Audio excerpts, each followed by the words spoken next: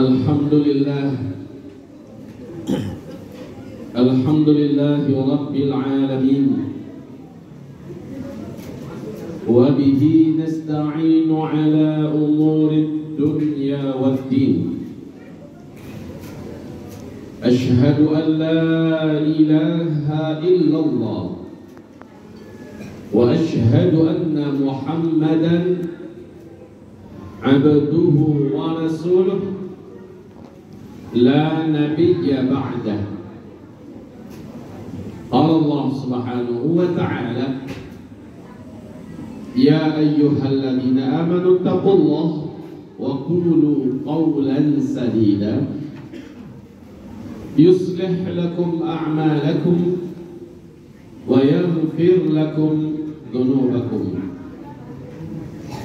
wa man yuti'illaha wa rasulahu faqad faza fawzan 'azima.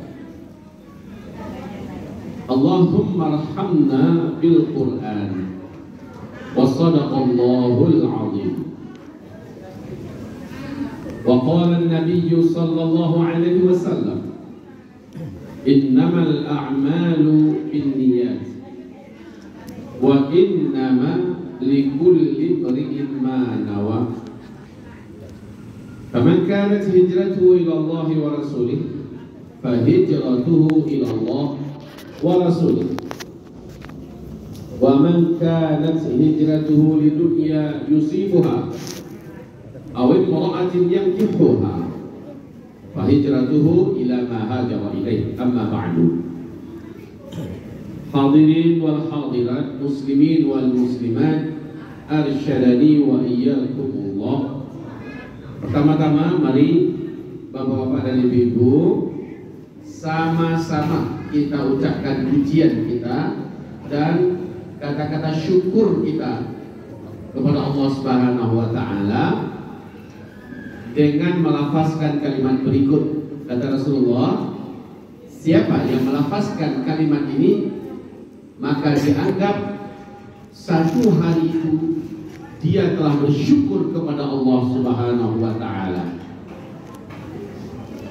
dan Allah pasti akan menambahkan kepadanya nikmat. Mari Bapak Ibu bersama kita ucapkan ya, Alhamdulillah bi ni'matihi tatimmus salihah. Sekali lagi, Alhamdulillah bi ni'matihi tatimmus salihah. Artinya adalah segala pujian bagi Allah. Berkat nikmat Allah kita semua berhasil melakukan, mengerjakan semua pekerjaan-pekerjaan yang saleh. Itu artinya ya. Terakhir, Alhamdulillah bi ni'matihi tatimmus salihah. Baik, setelah itu Bapak Ibu, kita bacakan salam dan salawat kita untuk Habibillah Sayyidina Muhammad Rasulullah sallallahu alaihi wasallam. Allahumma salli ala Sayyidina Muhammad wa ala ali Sayyidina Muhammad kama sallaita ala Sayyidina Ibrahim wa ala ali Sayyidina Ibrahim fil alamin innaka Hamidum Majid. Ketua Dewan Kemakmuran Masjid Tajul Arifin, seluruh para pelayan rumah Allah dan teristimewa Bapak Ibu yang berhadir pada malam hari ini, semoga Allah menerima amal ibadah soleh kita semua. Amin. Judul yang kita angkat dalam tema Tabligh Akbar di malam hari ini pertama kali saya dengar dalam hidup saya, tetapi penuh dengan hikmat dan filosofi yang mendalam. Dan ini judul yang terpanjang ya, tema yang terpanjang. wahai tuan raja dan pemimpin, kerja baik disegerakan supaya tidak jatuh pada yang buruk. Selanjutnya, kerja buruk dilalaikan supaya jatuh pada yang baik. Belum dari situ. Tentu la ilaha illallah beberapa huruf. Ini judul bukan sembarang judul. Tema bukan sembarang tema. Kalau kita lihat dari sudut kacamata politik, kita akan mengkaji politik. Ambat. Kalau kita lihat dari sisi positif, maka terbuka, tersingkap oleh kita rahasia zaman keemasan Islam ketika Islam memimpin dunia ribuan tahun, Pak. Ini yang terjadi. Kerja elok cepat disegerakan pengerjaannya. Karena kata Rasulullah, segala amalan baik ditunda-tunda pengerjaannya, syaitan akan menghalang-halangi sehingga yang baik tak jadi dibuat. Segala yang buruk tunda-tundalah, kata Rasul. Ya, tunda-tundalah. Mudah-mudahan pemikiran ini berubah supaya tidak jadi mengerjakannya. Bapak Ibu, masih takana jo Bapak Haji Gamawan Fauzina. Lain takana. Siap beliau. Mantan Gubernur Sumatera Barat sebelum beliau ditarik ke pusat menjadi Menteri Dalam Negeri. Ya, Bapak Ibu, saya dengan rombongan ulama mewakili dari berbagai daerah Sumatera Barat berkunjung ke rumah dinas beliau di Kota Padang. Kami sarapan pagi di rumah beliau. Selepas sarapan, minum teh hangat. Dalam bincang-bincang ringan, kami tanpa disadari membuat beliau gemetaran dan menangis. Gemetar beliau, Pak, dan menangis.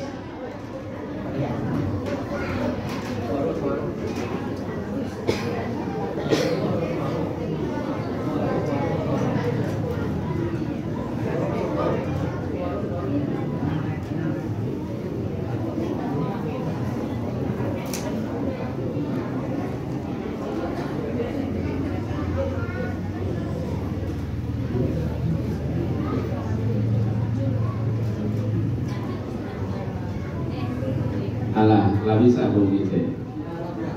Pergantian doa ini kira dulu. Bekola urak selo mangijik lah sabur gue. Nah, kalau gini ambil dulu. Kenapa Bapak Gubernur Sumbar saat itu menangis? Kami membacakan hadis di depan beliau. Ini tanda orang beriman ya. Kami bacakan hadis di depan beliau. Isi hadisnya tentang kepemimpinan. Ini tentang wahai Tuan Raja, wahai para pemimpin ini ya. Ini tentang kepemimpinan. Kami katakan, kami bacakan hadis. Rasulullah Sallallahu Alaihi Wasallam bersabda, setiap pemimpin yang memimpin 10 orang saja, jangan banyak lah, nggak usah banyak, 10 orang saja di bawah kepemimpinannya, nanti dia akan diminta pertanggungjawaban di hadapan Allah atas 10 orang ini. Bila ada amalan wajib dalam agama yang tidak dikerjakan oleh mereka, maka yang pertama dituntut oleh Allah pemimpin ini dulu. Bila ada dosa yang diharamkan oleh Allah dibuat oleh salah satu di antara mereka, yang wajib bertanggung jawab di depan Allah pemimpin ini dulu. Itu kalau 10 orang Bapak. Kalau se-RT. Bagaimana kalau se-RW, selurah, sekecamatan? Bagaimana dengan sekabupaten? Bagaimana dengan seprovinsi? Saya melihat beliau jujur dalam menangis. Gemetar badannya. 10 orang saja yang dipimpin. Ada di antara mereka yang tidak mengerjakan kewajiban agama seperti sholat, seperti ada yang tidak puasa, seperti ada yang sudah wajib zakat tapi tidak mengeluarkan zakat. Yang ditanya dulu pemimpinnya. Kamu yang memimpin, kenapa ada rakyat yang kamu pimpin yang tidak sholat? Dia dulu yang ditanya. Kamu yang memimpin, kenapa ada rakyat kamu yang tidak memakai jilbab? Dia dulu yang ditanya. Kamu yang memimpin, kenapa ada rakyat kamu yang tidak membayar zakat? Dia dulu yang ditanya. Kamu yang memimpin, kenapa ada rakyat kamu yang minum khamar, minum tua? Kamu yang memimpin, kenapa ada rakyat kamu yang berjudi? Pak cara menjawab, nama gue dosa orang yang ditanya awak. Pak cara menjawabnya sangat patut dan pantaslah beliau menggigil, menangis 10 orang Tuhan. Bagaimana dengan 100 orang, 1000 orang, apalagi orang Sumbar jumlahnya berapa? Sampai 1,5 juta lebih kurang lah ya. Penduduk Sumbar, gubernurnya dia yang akan ditanya nanti di depan Allah Subhanahu wa taala. Cie-cie ditanya, inna lillahi. Yang salah-salah Bapak Ibu. Sekarang kita euforia melihat spanduk gadang-gadang sagadang bukit. Fotonya papajang di sini. Pilihlah saya. Menuju Sumbar yang lebih bahagia. Ya, foto dipajang sampai galak. Allah. Dia tak ngerti baca, dia tak ngerti hadis ini. Orang tersebut tak baca hadis, tak dengarkan ceramah yang macam ini. Kita bukan anti tentang kepemimpinan. Kita tidak akan melarang anak kita menjadi pemimpin.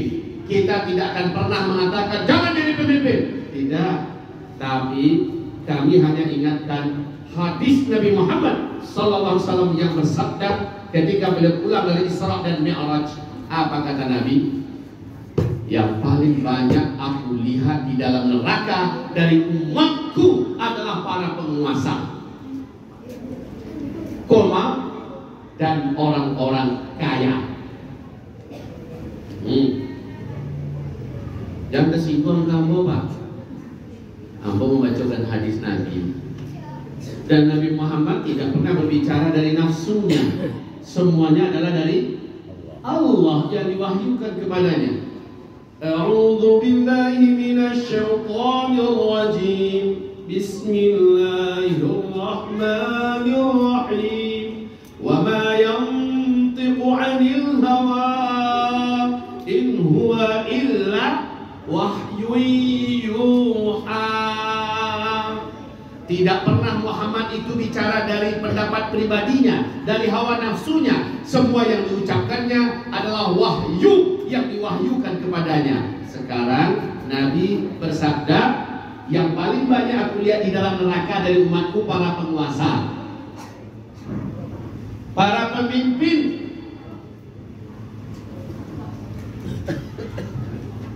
dan orang kaya. Coba akal. Nggak usah jadi orang kayu. Bangsa aja rasa galaknya. Nggak usah memimpin lagi, geser kepemimpinan kau ke orang lain. Begitu.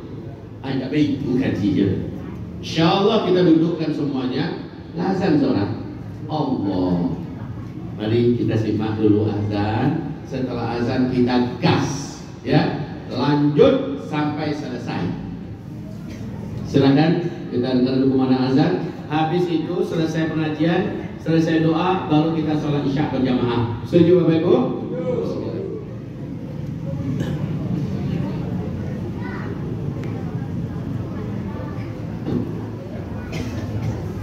Allahu Akbar, Allah.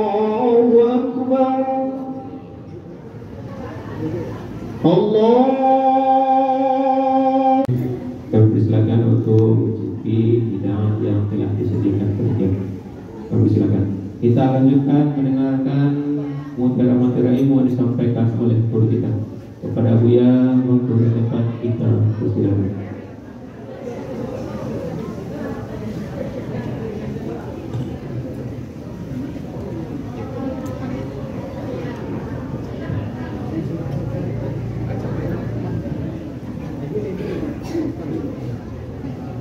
Bismillah, kita lanjut ya Bapak Ibu.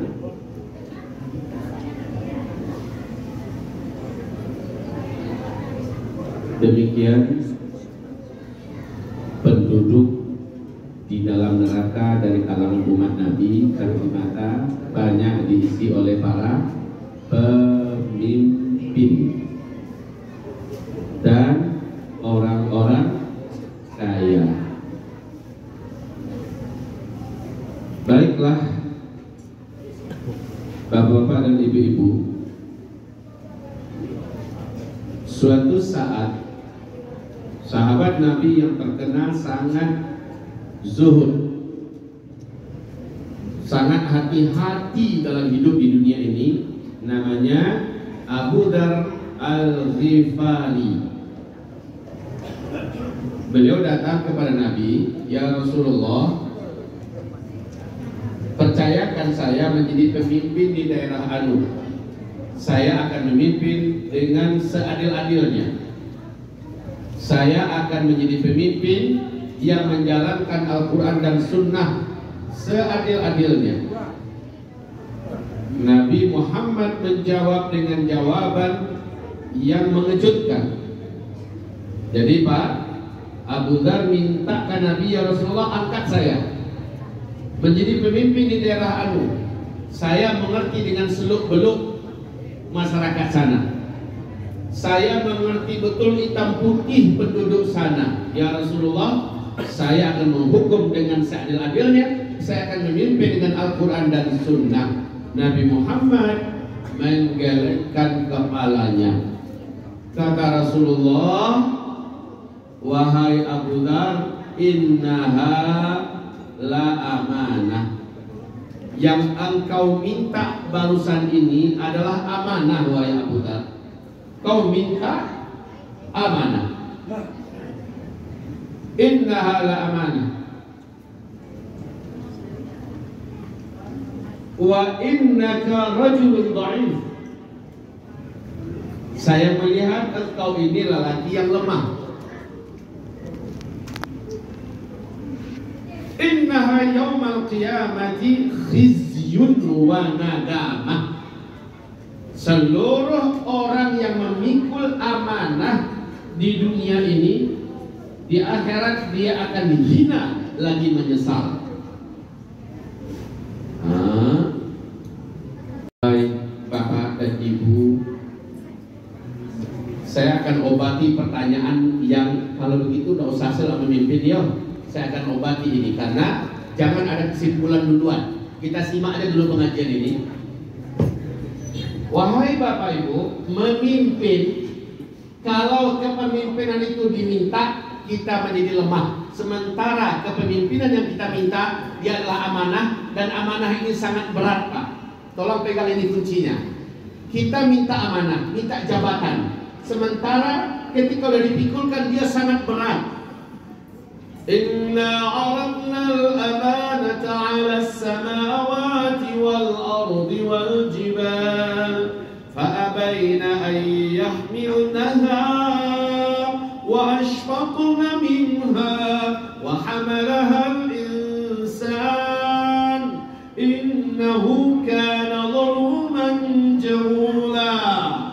Amanah ini kami suruh langit pikul amanah, langit menolak. Bumi pikul amanah, bumi menolak. Gunung pikul amanah, gunung menolak.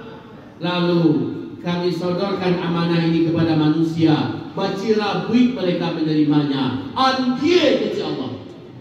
Innahu kana zaluman jahula. Manusia memanglah bodoh lagi zalim. Langit menolak amanah, menolak amanah, gunung menolak amanah. Diberi manusia yang terdiri dari tulang, daging, darah, isi parik kaca, memikul amanah musuh barat, mangguak bukan mangguak malah. Babiaden piti, angkatlah saya, pilihlah saya, yuk menitu bang. Anjir insya Allah. Allah mengatakan jahulah, jahiyah pada Allah. Sudah jelas itu amanah, minta-mintai. Yang saya ingatkan di sini Bapak Ibu, amanah kalau dicari, kalau diminta, Allah lapeh, Allah meninggalkan awak. Allah tidak akan tolong, makanya kita lemah. Di hadis yang lain Nabi menjawab, orang yang minta-minta jabatan, minta-minta posisi, minta-minta kedudukan, lalu dapat oleh dia jabatan dan kedudukan itu, Allah tidak akan menolongnya. Sementara yang akan dikerjakannya berat, tanggung jawabnya pada hari kiamat berat. Sementara di dunia Allah tak menolongnya. Tapi siapa yang tidak meminta, tidak mencari, tidak menginginkannya, umat yang meminta, ulama yang meminta, tokoh-tokoh masyarakat yang meminta, lalu akhirnya dia naik, Allah akan tolong dia. Itu kuncinya Pak. Itu kuncinya. Maaf ini ya, kalau sudah meminta-minta, maka Allah akan tinggalkan dia. Di situ letak lemahnya orang ini.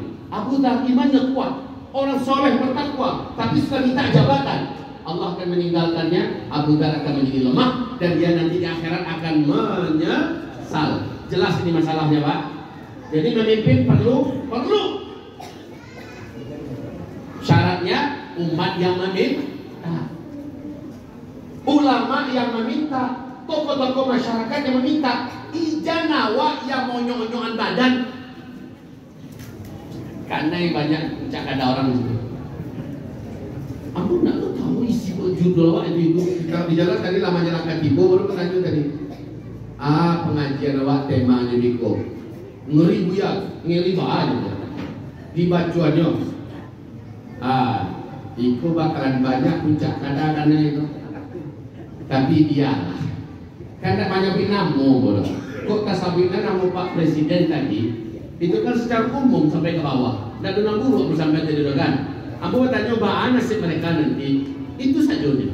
Kok layak deal mereka, insya Allah. Kok tak deal mereka, kan buang surang lah. Bapak, Ibu yang kami muliakan, menangi Umar bin Abdul Aziz.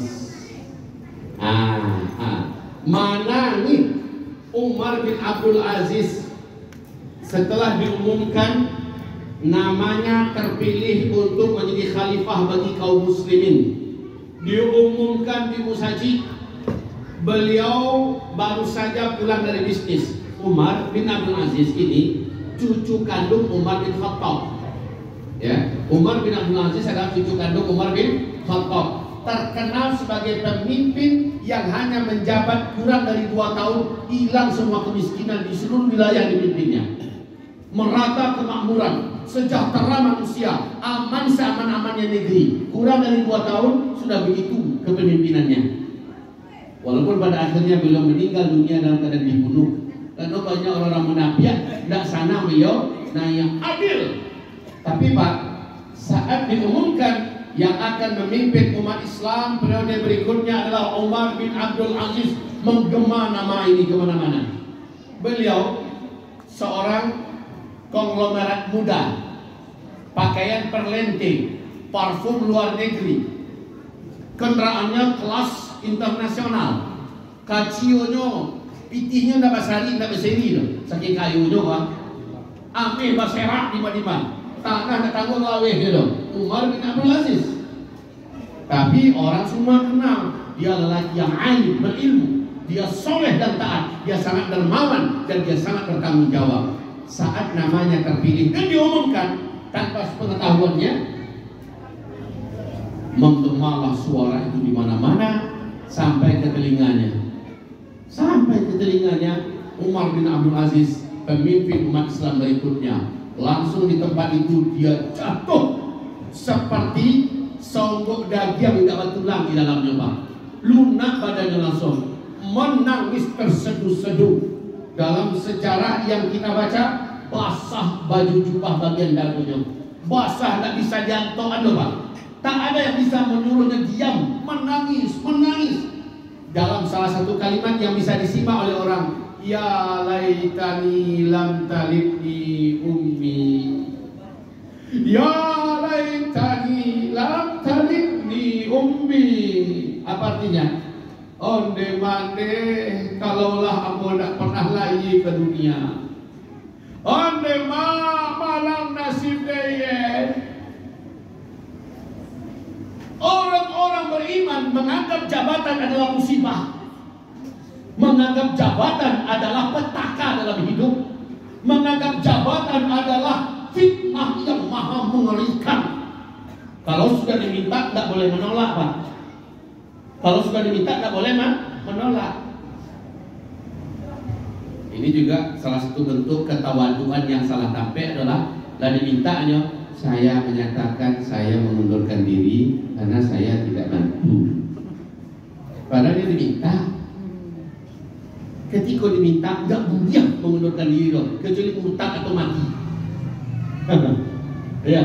Tapi selagi dia masih hidup, belum diturunkan, jangan pernah mengundurkan diri. Yang tidak boleh adalah mengangkat orang yang meminta. Mengangkat orang yang meminta, ini konsep dalam Islam ya. Mengangkat orang yang meminta tidak boleh. Kenapa? Dia akan membawa bencana bagi daerah yang akan dipimpinnya. Ya Allah, ini langkah pengajian macam ini, Pak. Langkah. Tapi kalau Bapak baca dalam buku Al-Ahkam As-Sultaniyah oleh Imam Al-Mawardi, Bapak akan merinding, Ibu akan terkejut. Luar biasa Islam. Islam sekali menunjuk pemimpin pasti tepat. Tidak boleh dikira habis tiba triliun-triliun dan dapat salah lu. Ya, permusuhan muncul. Mubazir kian kemari. Yang tak pilih tidak puluh orang patuhi. Dan tak pilih selalu orang yang mana begitu. Siapa yang paling kuat backup dan sebagainya. Tengok macam-macam lah tuyul-tuyul yang muncul menjadi pemimpin. Tuyul-tuyul banyak hilang di negara ini. Wahai Bapak Ibu yang kami muliakan, kembali kita. Suatu hari, siapa tadi yang menangis sejadinya tadi? Siapa yang menangis sejadinya? Umar bin Abdul. Saking hebatnya dia memimpin sehingga dinobatkan dia sebagai khalifah Islam yang kelima. Saking hebatnya dia memimpin, dianggap salah satu di antara Khulafaur Rasyidin Al-Mahdiyyin yang kelima. Allahu Akbar. Bapak, Ibu, Umar bin Abdul Aziz setelah dia tamat memimpin karena meninggal dunia, tahu tidak Bapak? Berapa tinggal hartanya lagi? Kurang dari 1/10. Sabanunnya nanya, kurang dari 2 tahun habis susui atunya. Kalau ini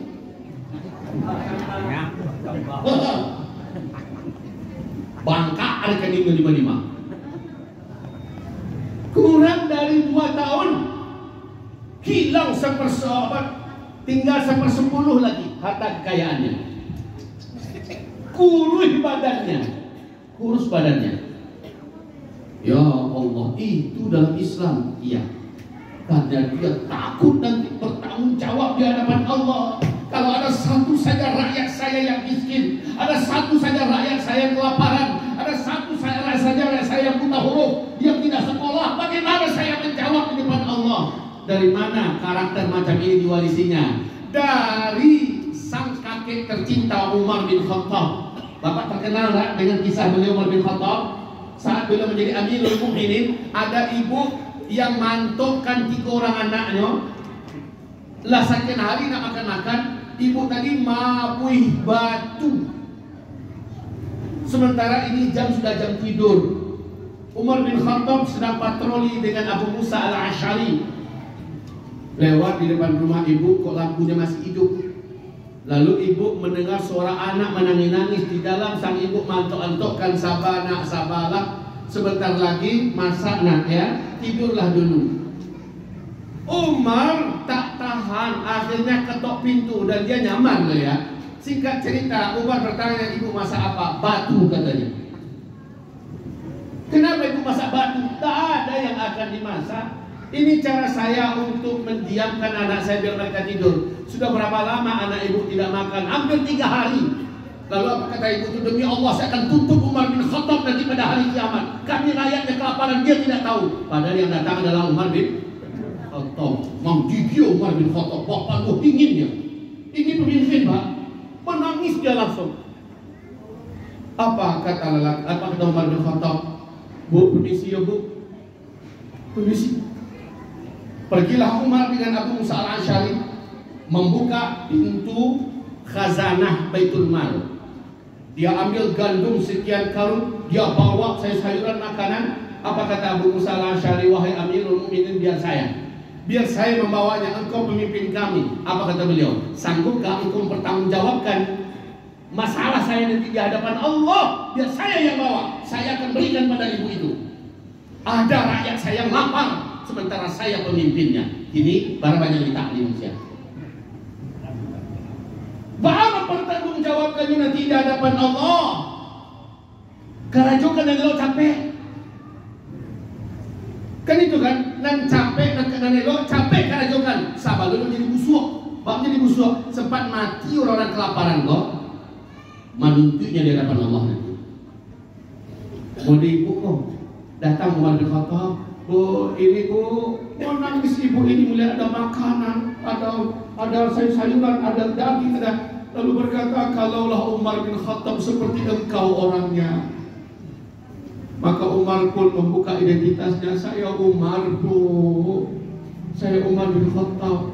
Karakter macam ini yang diwarisi oleh cucunya Umar bin Abdul Aziz. Kurang dari 2 tahun Pak, tak ada satu pun orang miskin di seluruh wilayah yang dikuasai oleh Islam. Allahu Akbar.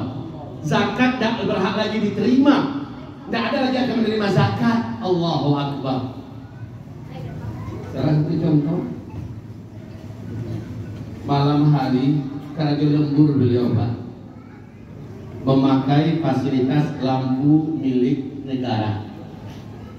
Bahasa Raja ini kan turun lampu milik negara. Tiba-tiba datang anaknya. Assalamualaikum. Umar bin Abdul Aziz melihat. Waalaikumsalam. Ananda, silakan masuk. Duduklah si anaknya. Ada apa nak? Ayah, Ananda mau bicara perkara penting. Hah? Untuk urusan negara, urusan Islam, urusan umat Nabi Muhammad, atau urusan keluarga, urusan pribadi? Urusan pribadi ayah. Ini urusan terkait keluarga kita juga. Oh, kalau begitu tunggu sebentar. Dimatikannya semua lampu yang ada, lalu diambilnya lampu pribadi miliknya dan gelap-gelapan mereka. Cuma lampu togok seketiknya. Si anak bertanya, ayah, kenapa ayah matikan semua lampu? Kenapa lampu yang ini ayah hidupkan? Enggak, karena ada yang dengar ayah, ini udah tengah malam. Apa kata Umar bin Abdul Aziz? Nah, kau katakan tadi masalah yang kau ingin diskusikan dengan ayah adalah masalah pribadi, masalah keluarga. Itu lampu yang hidup milik umat, nah, lampu yang hidup milik negara. Selama urusanmu bukan urusan umat, bukan urusan negara, bukan urusan Islam, jangan pakai milik negara. Allah. Begitu kepemimpinan dalam Islam. Sekarang bicara nih. Meninggal Umar bin Abdul Aziz dalam usia muda. Hartanya jauh susutnya, fisiknya pun kurus. Wahai bapak-bapak dan ibu-ibu yang kami muliakan, air putih rancak, ambu minum bismillah.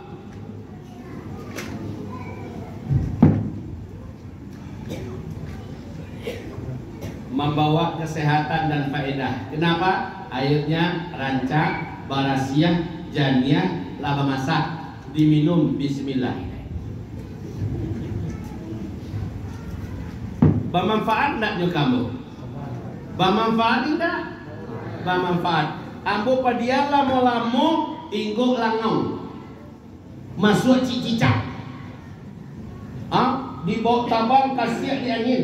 Masuk bertumpuk di dalam, macam-macam lah wahana masuk ke dalam. dipadiakan dan elok kok lama-lama menjadi bubuk dan busuk aja, betul tak? Aku judul waktu. Nane loko capek dicapean, jadi sudah menjadi bubuknya, menjadi busuknya. Iyo cocok tu bu. Kau contoh sederhana saja coba. Harusnya mau mengaji itu di depan penguasa pak. Karena yang mau sampaikan gini kok nasihat untuk penguasa, ya nasihat untuk para pemimpin. Tuan Raja, wahai pemimpin, wahai Tuan Raja, kepada mereka. Nah, cuma karena yang mau undang entah apalah mengkasihnya dengan judul modeliko, aku banyak saja. Karena pada akhirnya seluruh kita kata Rasulullah adalah pemimpin, dan setiap pemimpin akan diminta pertanggungjawabannya oleh Allah atas apa yang dulu dipimpinnya. Suatu hari, yang potongan kedua di bawah, yang buruk tolong dilalaikan agar tidak terjatuh kepada agar apa tadi? Kerja buruk tolong dilalaikan supaya jatuh pada yang baik. Jadi yang buruk wahai penguasa tolong dilalaikan, ditunda-tunda. Mudah-mudahan dengan ditunda-tundanya yang buruk, akhirnya pikiran-pikiran janiah tadi, akhirnya kebijaksanaan muncul.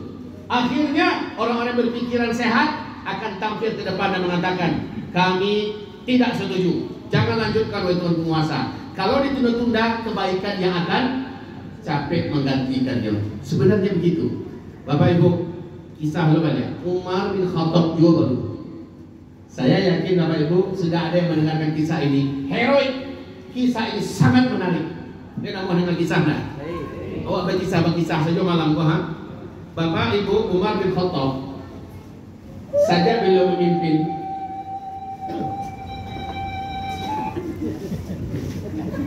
Masya Allah, main baunya pak. Ketika bosan di rantau tak kena kampung, ketika di kampung tak ada atuan tak kena. Lanjut. Jadi Bapak Ibu, Nabi Muhammad sejak beliau memimpin di Madinah Al-Munawwarah, ada tak Nabi Muhammad mendirikan sebuah istana, sebuah pusat pemerintahan, gedung untuk pusat pemerintahan? Ada tak? Ada tak? Tolong jawab ya Pak Ibu. Dipastikan tidak ada. Nabi Muhammad meninggal, siapa yang menggantikan Nabi Muhammad untuk memimpin umat? Abu Bakar As-Siddiq, digelar dengan khalifah yang pertama. Khalifah itu dia pengganti ya. Abu Bakar di masa pemerintahannya, adakah Abu Bakar mendirikan istana khusus tempat pusat pemerintahan atau gedung resmi untuk istana buat mengelola pemerintahan? Ada tidak? Dipastikan tidak ada. Abu Bakar meninggal, yang menggantikan siapa? Umar bin Khattab. Sama Pak, semua urusan pemerintahan di masjid dikerjakan di masjid, sehingga umat dengan mudah datang ke masjid, bertemu dengan pemimpinnya gampang. Kalau ini balapih Pak, balapih anunya, birokrasinya untuk bersobok dengan presiden. Umar bin Khattab meninggal, diganti oleh Uthman. Uthman meninggal, diganti oleh Ali bin Abi Thalib. Tidak ada satu pun di masa pemerintahan ini mendirikan sebuah istana. Semua urusan diselesaikan di masjid. Semua urusan dikerjakan di masjid. Padahal zaman Umar 2/3 dunia sudah ditaklukkan. Nah, jadi dikecilkan. Jangan Bapak Ibu katakan di masa Umar masih kecil wilayah kekuasaan Islam. Tidak. 2/3 dunia sudah takluk di bawah pemerintahan Islam. Persia sudah tumbang, Romawi takluk, Umar bin Khattab Amirul Mukmininnya. Tapi pusat pemerintahan tetap masjid. Nah, di masa beliau ini kembali kepada renungan judul ini ya. Di masa beliau tidak menunda-nunda yang baik, dan beliau menunda-nunda yang buruk. Hasilnya luar biasa baik. Dengarkan berikut ini. Ketika Mesir ditaklukkan, Amru ibn al-As diangkat menjadi gubernur untuk provinsi Mesir. Jadi Mesir ketika itu hanya sebagai provinsi ya.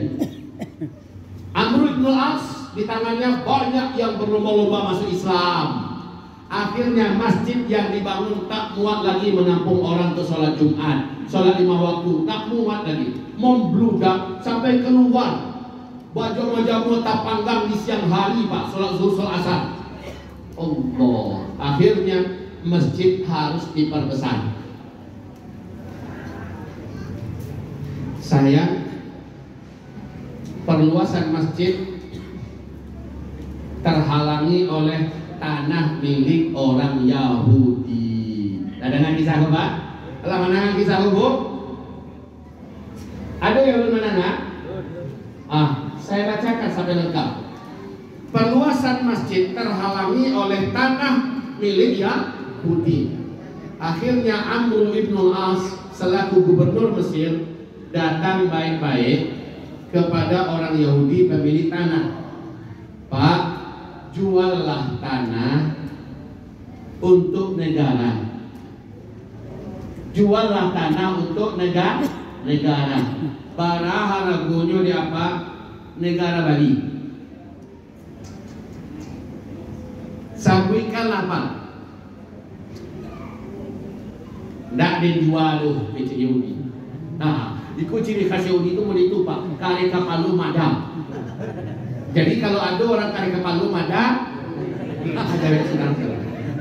ciri khas Yahudi itu kare kapalu madam.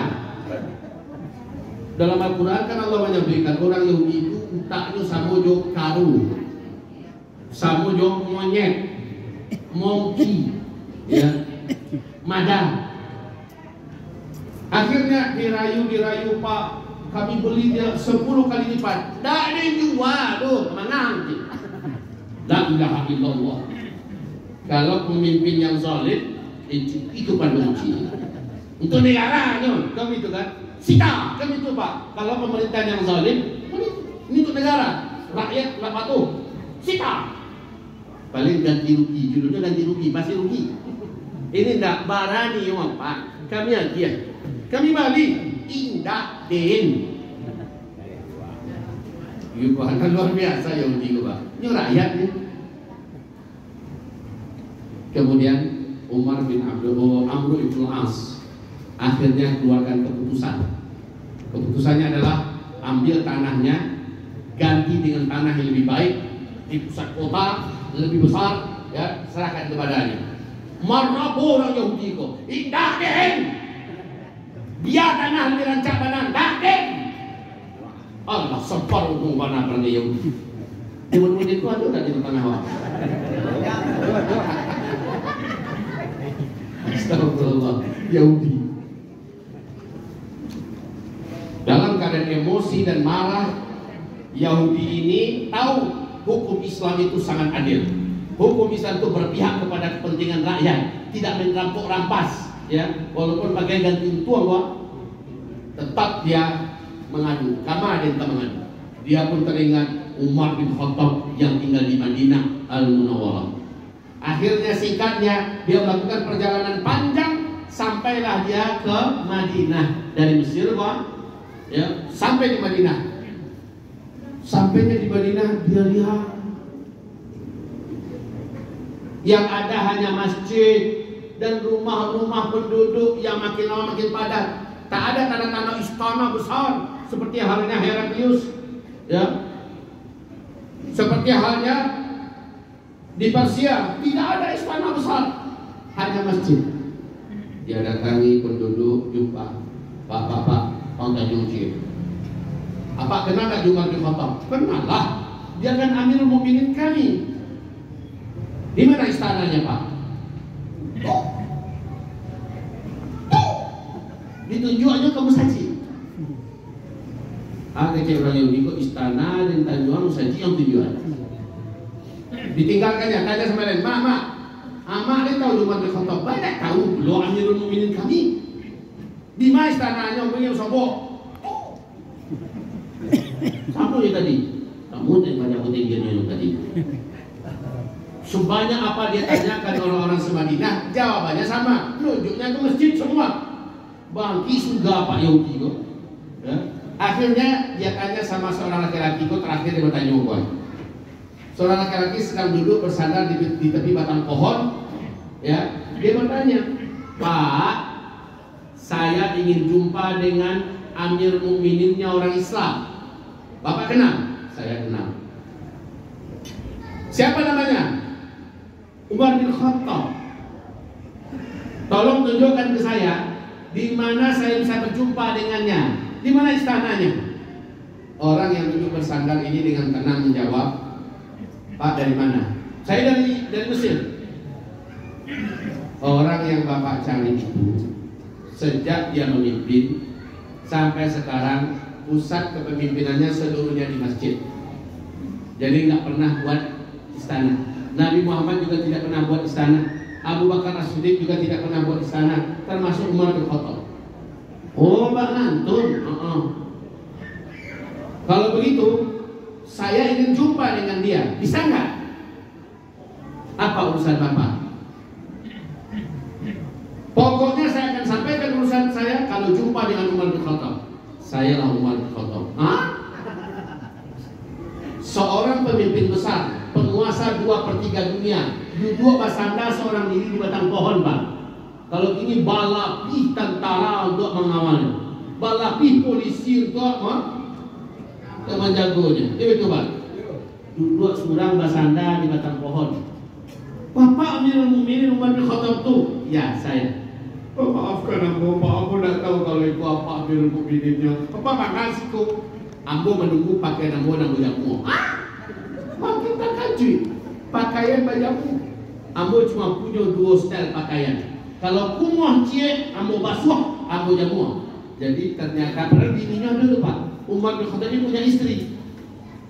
Walaupun pemimpin, Pak. Ini sebenarnya salah satu pelajaran Islam. Kau tak mana ibu cerita gini kan? Ibu-ibu dalam Islam Pak sangat dimanjukan.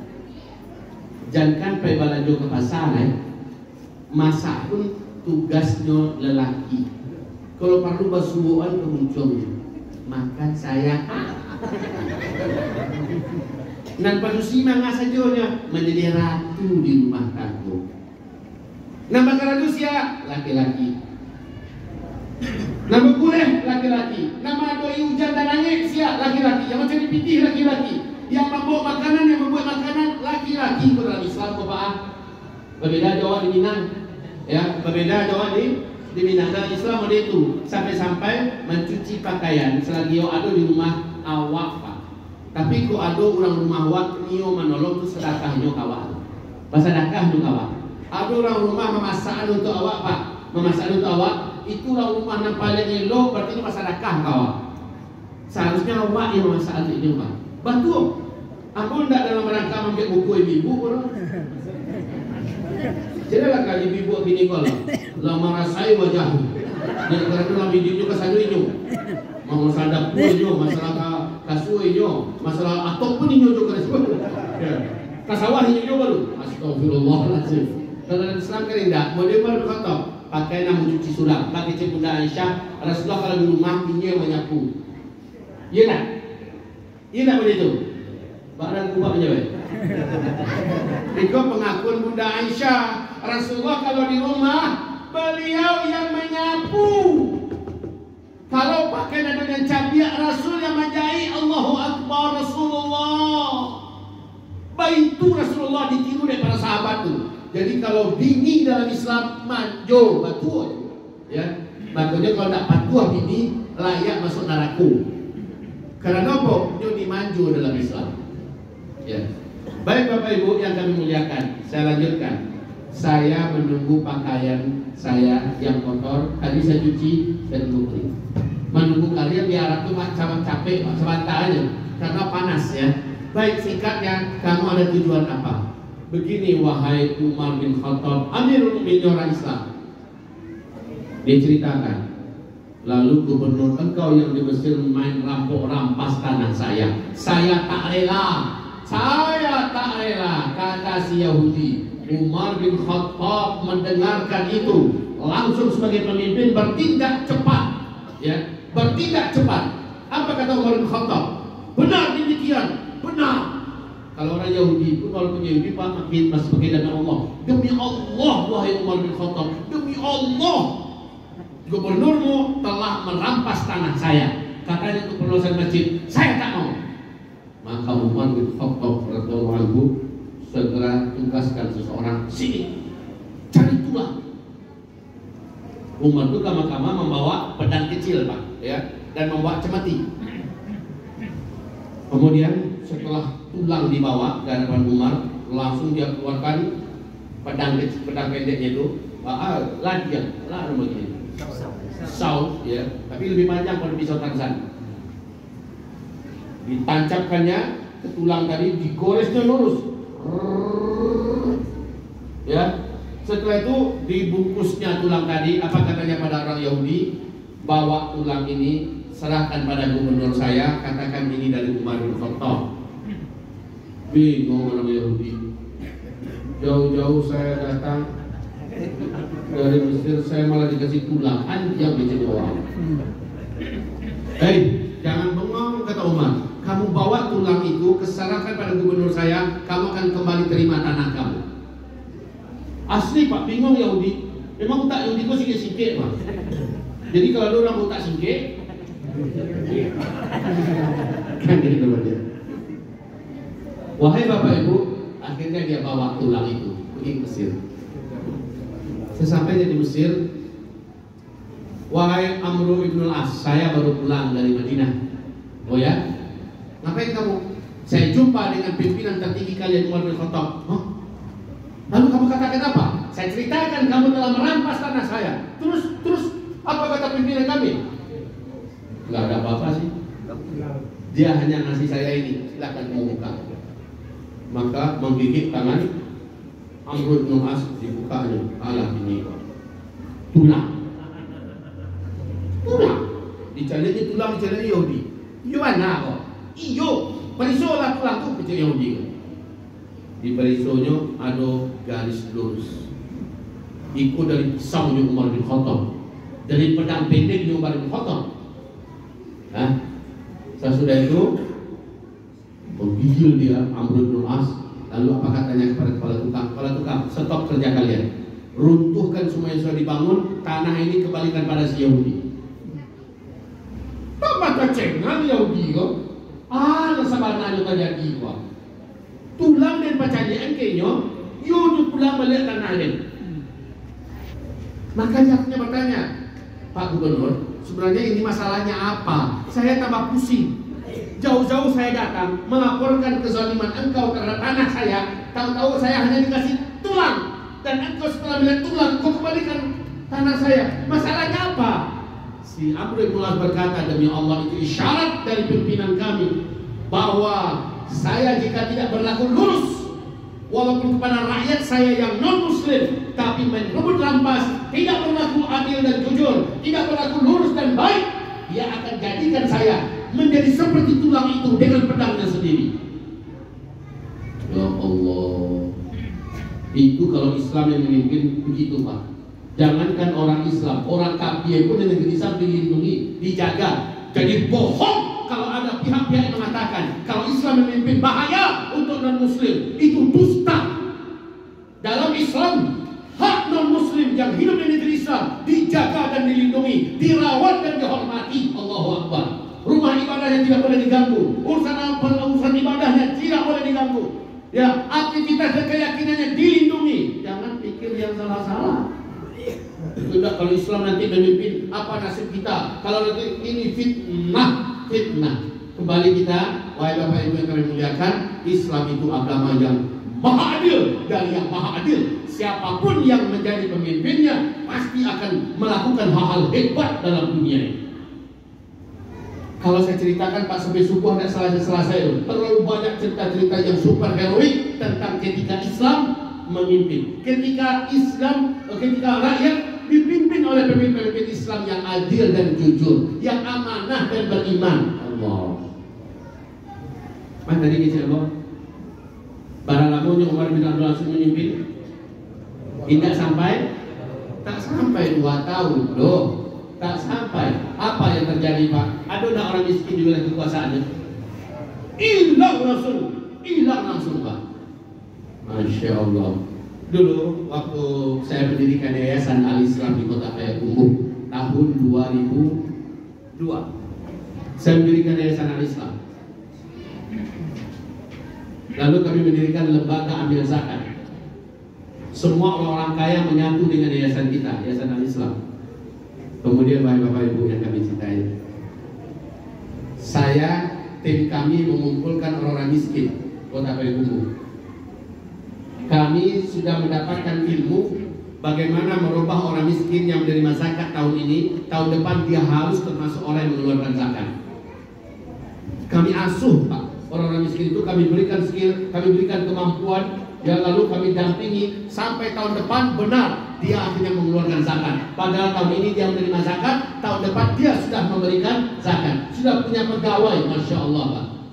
Itu bentuk, itu baru sekelas yayasan. Bagaimana kalau saya gubernur?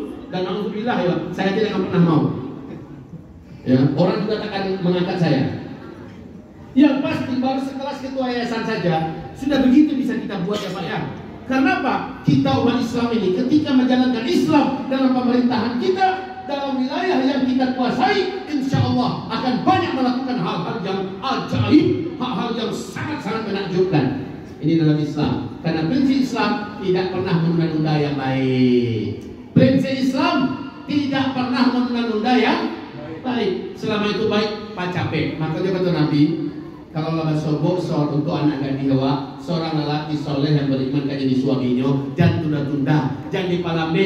Kalau lama-lamarnya capekkan pernikahannya, jangan sampai ditunda-tunda. 3 bulan leyo, tahun mukulah, alah masuk setan. Barangin barangku. Ya, akhirnya sayang, sudah makan belum? Ini orang jadi bingir. Lah bahasa sayang aja. Ya, udah menganggap nih. Ini orang jadi lakinya kan. Dengan apa? Bapak panjangan lo tulangmu masuknya, akhirnya mereka pacaran sebelum nikah. Na'udzubillah. Dan itu adalah zina. Oke Pak, salah satu contoh saja.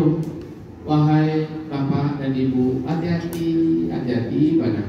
Kalau Bapak Ibu anaknya ada yang jadi pemimpin, apa? Tapi sampaikan ke anak itu, wahai anakku, pemimpin ini di akhirat paling banyak di neraka. Wahai anakku, dari antara pemimpin dalam 3 jenis manusia, 2 masuk neraka, 1 yang dalam surga. Siapa yang adil menjalankan kepemerintahannya dengan Al-Quran dan Sunnah, dia dalam surga. Siapa yang memimpin tidak dengan Al-Quran dan Sunnah dalam neraka. Selesai, titik. Jadi kau adu anak itu, kamu jadi anu, silakan. Tapi nak, jangan engkau yang meminta jabatan, jangan engkau yang membeli jabatan. Apalagi mengandalkan fikih, jual sawah, jual auto, jual rumah untuk ikut dalam pilkada-kada. Ya, you kada-kada jadinya.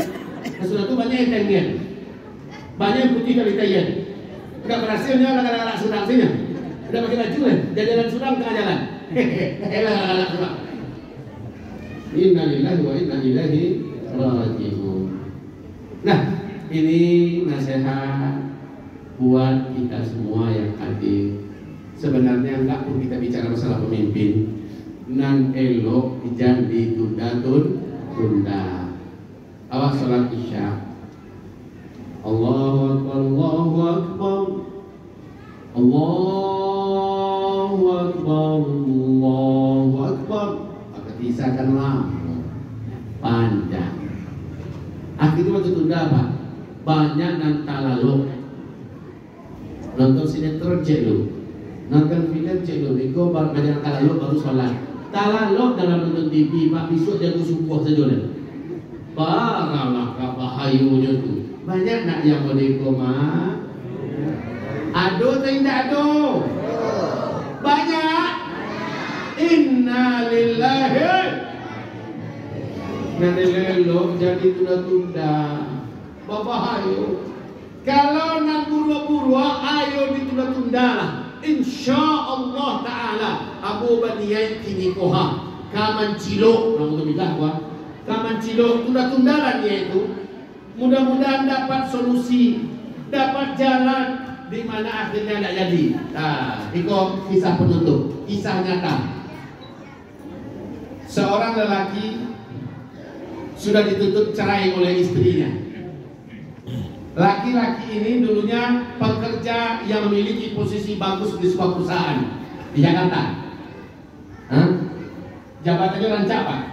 Cuma sayang dalam keadaan mabuk,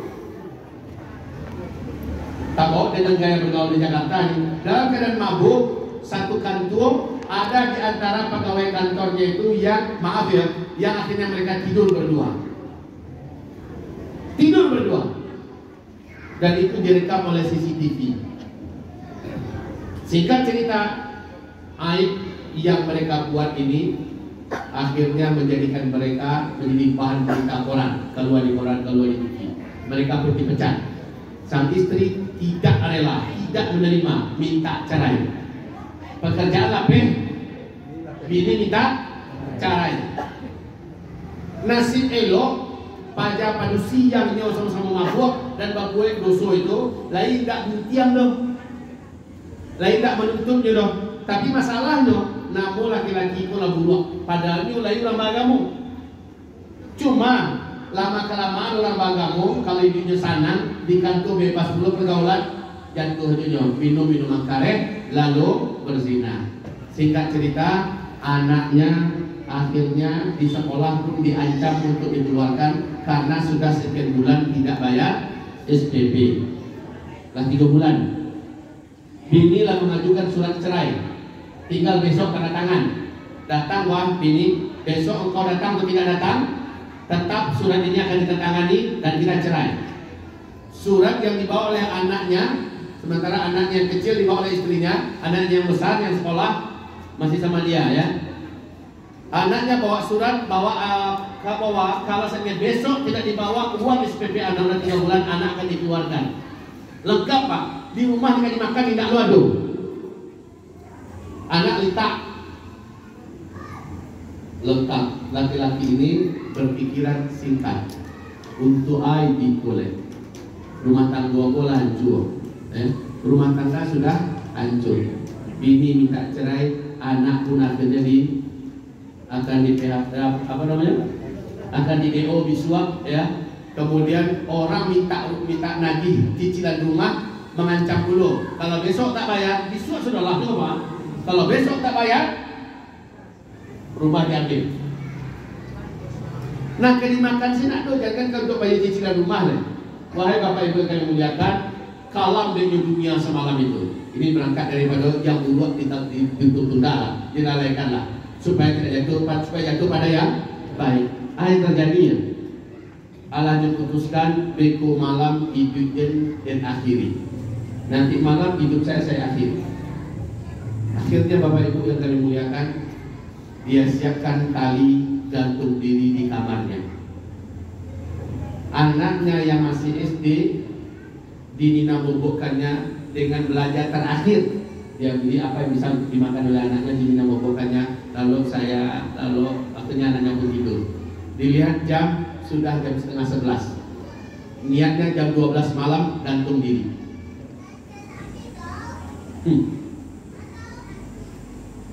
Baik Bapak Ibu yang kami muliakan, malam itu terpikirlah olehnya, ini malam terakhir saya. Saya ingin pamitan dengan dunia dengan cara yang baik. Pamitan dengan dunia dengan cara yang baik. Saya ingin akhiri hidup saya dengan cara yang baik. Semoga Allah mengerti keadaan saya. Dan dia ingin sholat dulu sebelum gantung diri. Sholat dulu sebelum gantung diri. Lama dia meninggalkan sajadah. Akhirnya dia pun berwudhu. Dia anggap ini wudhu terakhirnya. Memang udah lama dia tidak sholat Pak. Dia dulu backgroundnya orang agama, keluarganya beragama. Tapi karena pergaulan Jakarta dia pun lupa diri. Akhirnya kayak gitu ya. Wahai Bapak Ibu, sudah lama saya tidak sembahyang. Dia pun berwudhu dengan sempurna, nyoba suam mukanya elok dan nyasapu rambutnya dan seterusnya sampai selesai. Kemudian dia bentangkan sajadahnya. Dia anggap ini sholat 2 rakaat terakhir. Ini Isya. Ini Isya. Sudah lama dia tidak sholat Isya. Sekarang dia ingin sholat Isya terakhir, mau pamitan pada Allah. agar Allah mengampuni kesalahan dan dosanya, lari dari kenyataan. Ya, sholat dia Allahu Akbar, baca dengan tenang bacaan Al-Fatihah masih bisa lah, dibacanya dengan tenang. Lalu dia ruku, Allah di ruku terakhir, lalu pun dia membaca ruku yang singkat, berdiri sampai Assalamualaikum warahmatullahi wabarakatuh. Assalamualaikum. Dia cari wajah anaknya, ya, dia cari tali gantungan. Masa itu waktu dia cari jam, lah jam sabale lewat sakit teh. Jam-jam 2 balik memangala ya. Waktu masih ada zikir terakhir. Astagfirullah. Orang kamu bunuh diri, dia melakukan tak perlu rasa bayang tak mana pak. Nyonggap ikut zikir terakhir.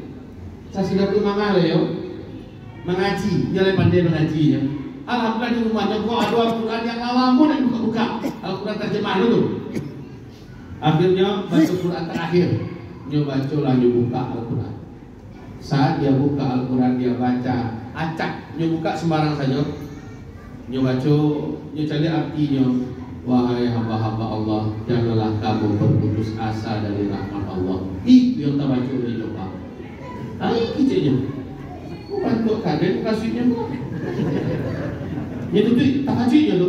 Buka balik. Rahmat Allah maha luas. Allah memberikan rezeki kepada siapa yang dikehendaki. Apakah kamu mau memintanya? Maka di mana buka, tak buka ayat yang seolah mengejek di nyoba. Tamanuang lamu, tamanuang. Ya. Kemudian beberapa surat buka secara acak, semuanya mengarahkan supaya dia optimis. Dicari jam lah lewat jam 2 balik, tak jadi nampak itu. Akhirnya apa katanya? Besok saya hadapi semuanya dengan gagah berani. Mantap hatinya banyak. Yo manangin yo ada dan lupa kok. Akhirnya berdoa. Ya Allah, ya Allah, ya Allah. Karena ayat terakhir yang dia baca apa? Ud'uni astajib lakum. Ya, berdoalah kamu kepadaku, pasti aku kabulkan. Akhirnya dia berdoa, menangis dia matanya. Setelah itu tenang, dilihatnya jam sudah lewat jam 12. Niatnya gantung diri cancel. Bukan dipending ya, cancel. Hatinya besok mantap. Apa katanya? Besok saya akan antarkan anak saya ini kepada emaknya. Ya, saya nyatakan bahwa saya tidak akan menuntut hak mengasuh anak, biarlah maknya saja dengan kakek nenek. Besok orang yang menagih tagihan rumah ini, kalau mau diambil saya serahkan. Kemudian saya akan datang ke pengadilan sambil bawa anak untuk menandatangani surat perceraian. Saya akan mulai hidup ini dari nol. Saya akan taubat nasuha kepada Allah. Sepanjang malam dia zikir, dia taubat, dia menangis sampai masuk waktu subuh. Azan subuh dia ke masjid. Tak lalu ke semalaman dulu. Dia ke masjid lama, tidak pernah sholat ke masjid pak. Orang yang paling pertama masuk masjid dia sholat, lapis sholat, hatilah tanam, jiwalah mantap.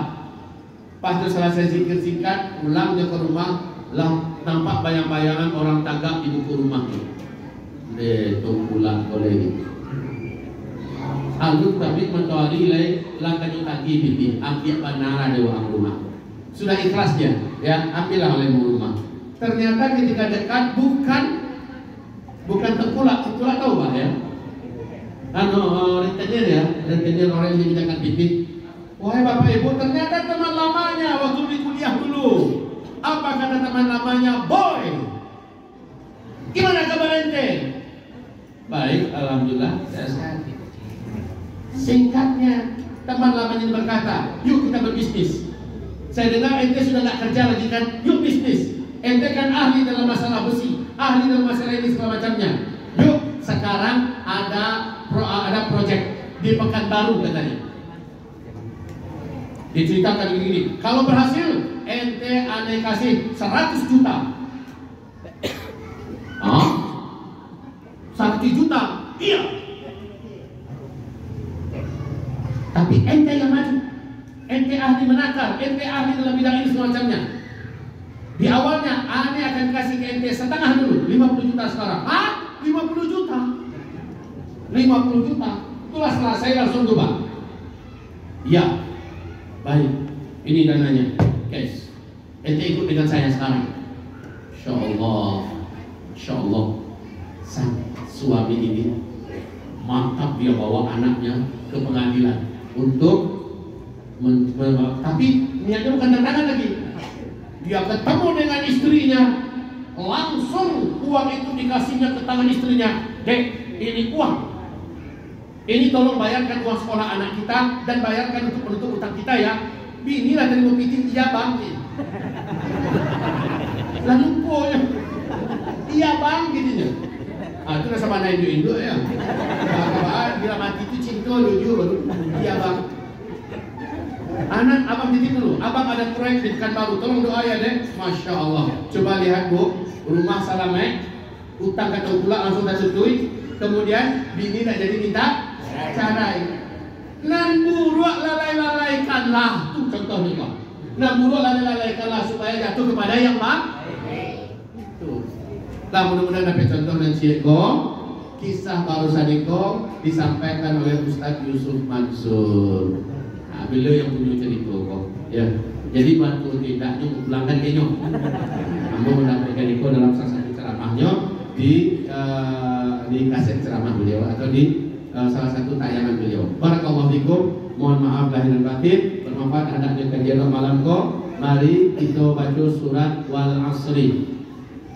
أعوذ بالله من الشيطان الرجيم بسم الله الرحمن الرحيم والعصر إن الإنسان لفي خسر إلا الذين آمنوا وعملوا الصالحات وتواصوا بالحق وتواصوا بالصبر اللهم ارحمنا بالقرآن وصدق Allahul Azim.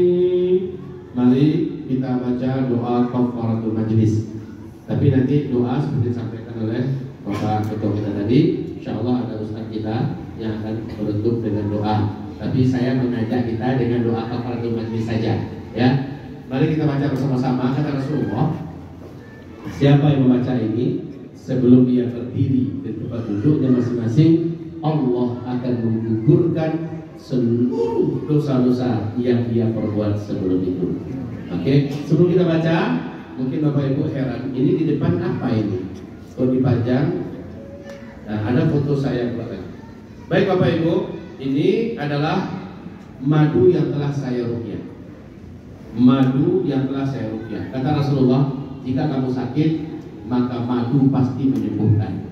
Di hadis yang lain, dia ada Al-Quran, tapi menurut Al-Quran ini pasti menyembuhkan semua penyakit.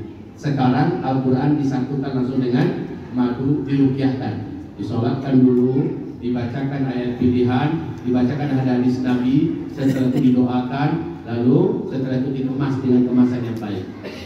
Cita rasanya tidak ada yang tidak nambuh dan nagih. Enak sekali, baunya enak, rasanya enak, tapi yang paling dahsyat adalah sifat penyembuhan yang luar biasa.